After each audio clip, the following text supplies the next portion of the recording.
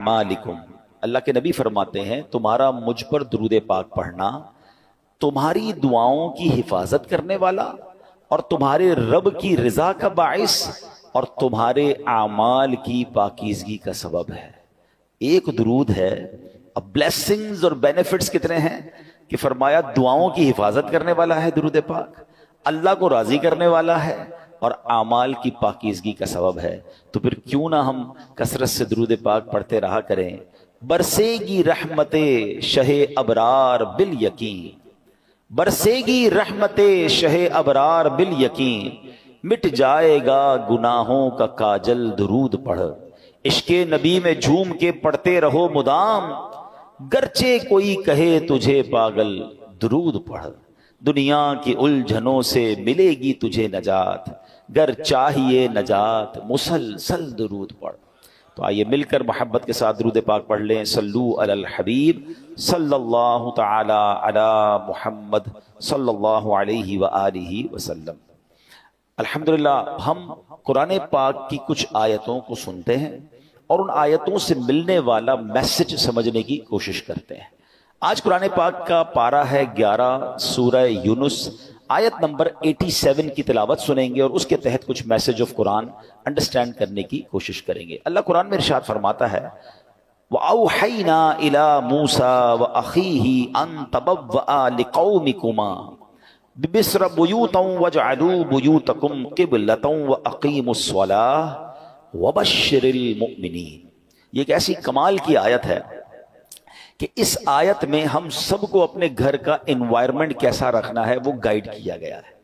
आज घर की डिजाइनिंग कैसी हो, घर की कलर स्कीम कैसी हो, घर का फर्नीचर कैसा हो, एम्बियंस कैसा हो, एलिवेशन कैसा हो, उस पर बहुत डिस्कस होती है। घर के अंदर माहौल कैसा हो, घर वालों का आपस में इंटरेक्शन कैसा हो, हमारी शरीयत, हमारा कुरान हमसे क्या चाहता है। Actually this is today's topic, ठीक है।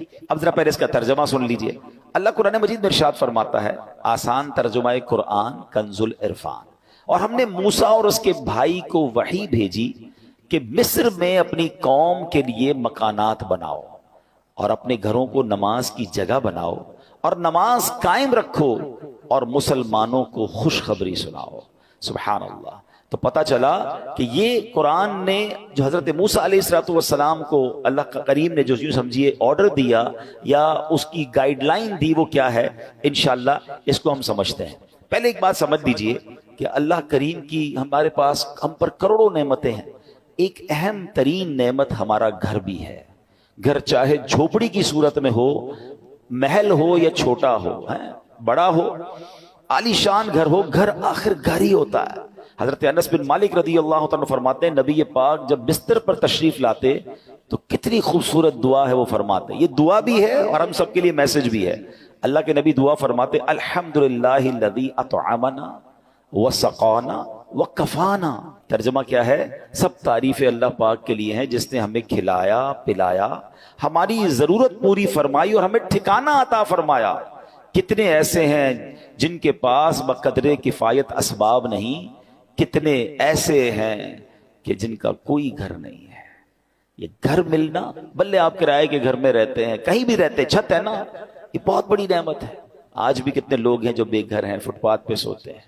क्या हमने इस बात पर कभी अल्लाह का शुक्र अदा किया कि अल्लाह तूने हमें घर दिया है, हमें बेघर नहीं बनाया। घर बहुत बड़ी नेमत है। कुछ लोग जो ट्रैवल करते हैं, मेरी बात जल्दी समझ जाएंगे, हम दुनिया भर में ट्रैवल कर लें, आप पंजाब जाएं, पाकिस्तान के किसी शहर जाएं या दुनिया में कहीं ट्रैवल करें, जिनको अल्लाह ने नवाजा है वो 5 स्टार होटल में रहें, बेहतरीन घरों में रहें, मगर जो लुत्फ और सुकून अपने घर आकर एक इंसान की फीलिंग बनती है कि मैं अब अपने घर में हूं, बेशक वो घर छोटा सा हो, छोटा सा बिस्तर क्यों ना हो, वो कहते हैं ना जैसी नींद अपने बिस्तर पर आती है वो दुनिया में आपको किसी भी लग्जरी घर पे भी या किसी भी नरम बिस्तर पर नहीं आती। ऐसा ही है, ये नेमत है।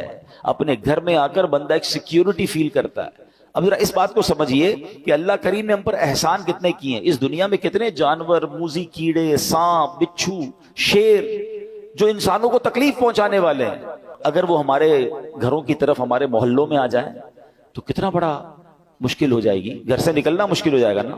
मगर कोई तो है ना जिसने इन सबको हमारी आबादियों से रोक रखा है। رائٹ لیفٹ کئی جگہوں پر یہ جانور پائے جاتے ہیں، آس پاس جنگلات ہیں شہروں کے آس پاس، مگر وہ آبادیوں کی طرف نہیں آتے۔ یہ اللہ کریم ہے جس نے ان آفتوں، بلاؤں، ان مشکلوں کو ہمارے گھروں سے، ہماری سوسائٹی سے روکا ہوا ہے۔ ہم اپنے گھروں میں سکون پاتے ہیں، مگر کیا کبھی اس سکون کا شکر ادا کیا ہے؟ نبی پاک کی اس دعا کا ایک جو چھوٹا سا حصہ ہے نا، اس کو بار بار پڑھتے رہا کریں۔ الحمدللہ الذی کفانا و آوانا، مل کر پڑھ لیں، الحمدللہ الذی کفانا و آوانا۔ اس کا معنی کیا ہے؟ تمام تعریفیں اس اللہ کے لیے ہیں جس نے ہماری ضروریات پوری فرمائی اور ہمیں ٹھکانہ عطا فرمایا۔ ہم اللہ سے دعا کرتے ہیں، اللہ ہمیں اپنے گھر میں اور برکت نصیب فرما، ہمارے گھر میں ہماری حفاظت فرما، ہمارے گھر والوں پر رحمت کی نظر فرما۔ اے اللہ دنیا میں ٹھکانہ دیا ہے، جنت میں بھی ٹھکانہ عطا فرما۔ شکر ادا کرو گے نا، کہتے ہیں نا لَإِن شَكَرْتُمْ لَأَزِيدَنَّكُمْ، تم میرا شکر ادا کرو گے میں تمہیں اور عطا کروں گا۔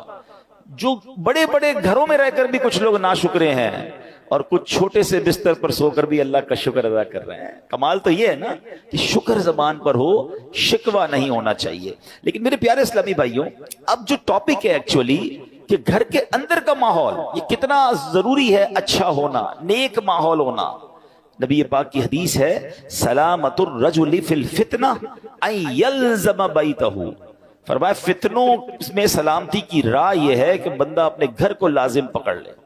ایک بار نبی پاک علیہ الصلوۃ والسلام نے فتنوں کا ذکر کیا تو حضرت عقبہ بن عامر رضی اللہ تعالیٰ عنہ نے پوچھا یا رسول اللہ صلی اللہ علیہ وسلم، اس وقت نجات کیسے ہوگی جب فتنوں کا دور آ جائے گا، قیامت کے قریب فتنوں کا دور ہوگا؟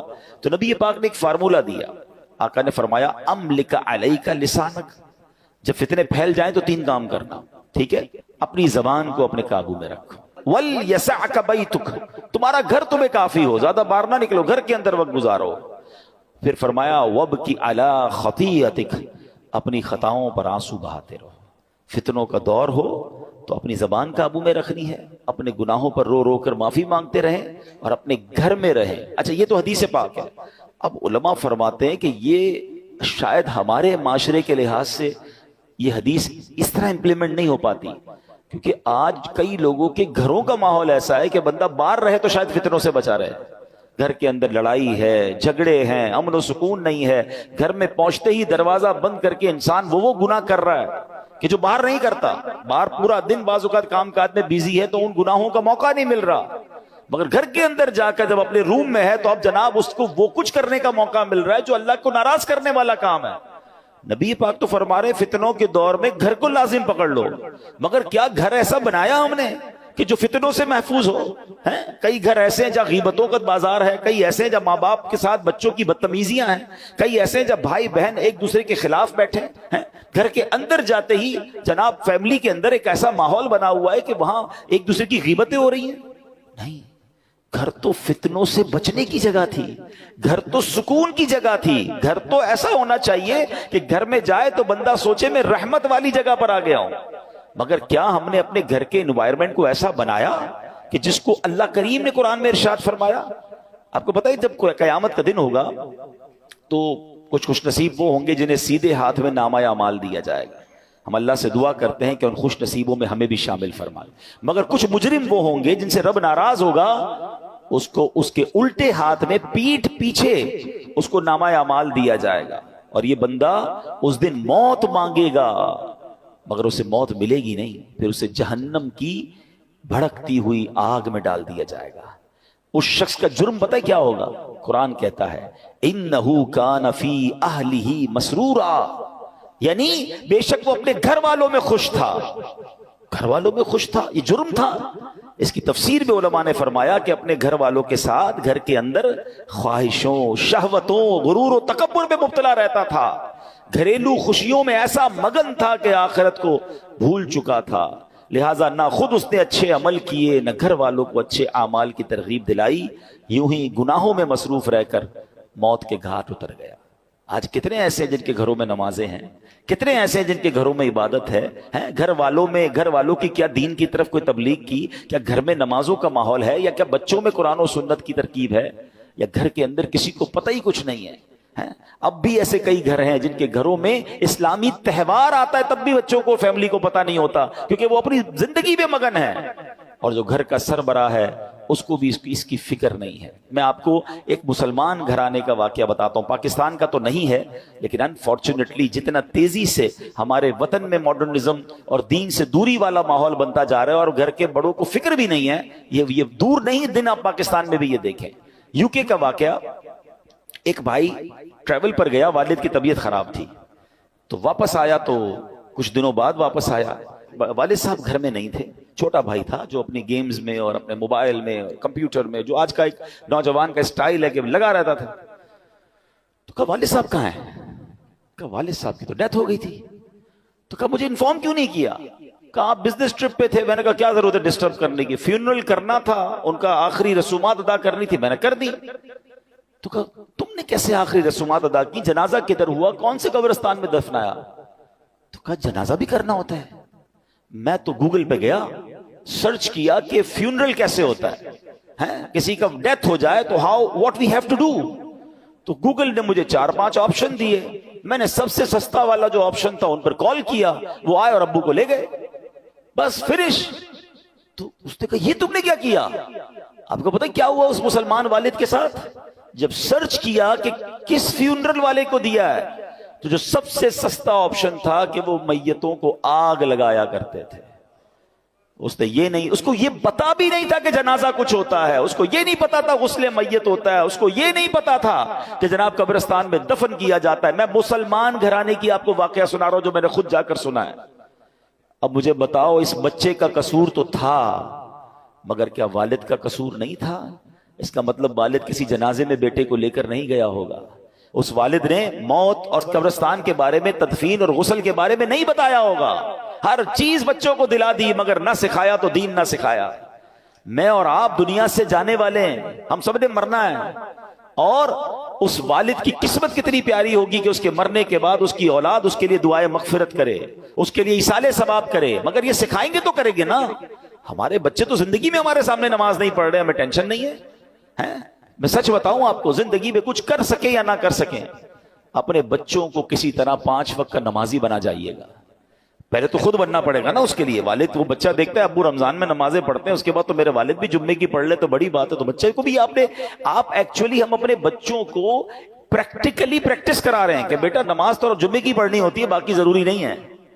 تو آپ سوچیں ہم خود تو دین سے دور کر رہے ہیں, ہم نے گھر میں کون سا ماحول بنایا ہے.